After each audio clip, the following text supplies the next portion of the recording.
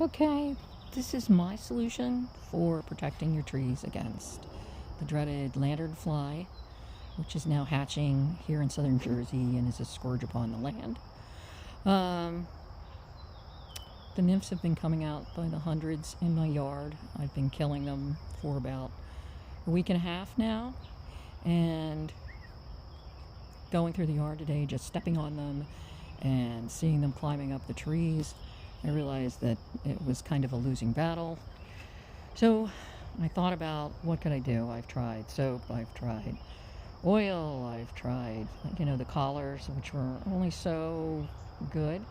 But then I thought about the fact that I have diatomaceous earth. I had some left over.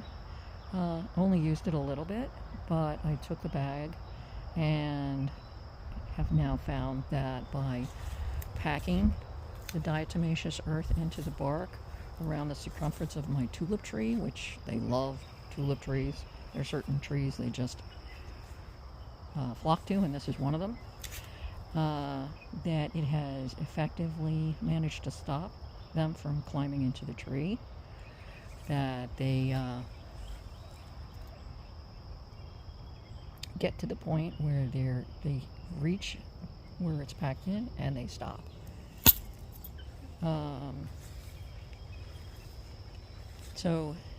So far so good. Diatomaceous earth, you do have to be careful and wear a mask and gloves when you apply it, because it can get into your lungs as a fine powder. The function of diatomaceous earth, what it really is, it's called diatomaceous because it's made up of little diatoms that they mine, and they contain silicates that to an insect's body are like glass shards.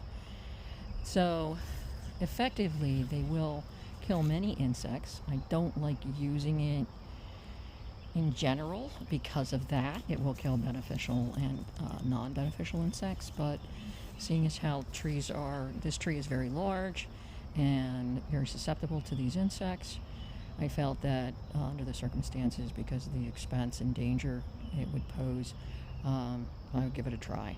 So I packed it around the trunk, and I also threw some at the base. And the diatomaceous earth will wash away on its own. It won't cause any environmental damage or last in the environment in a negative way. As I said, its probably most negative side effect, other than you don't want to inhale it, because it is edible also, is that you want to be careful that you don't use it too much where other insects are affected. So I'm not using it on crops where there's beneficial insect like beetle, but you can see that right now, here comes the insect trying to climb the tree, and they jump off. And basically, it was just there.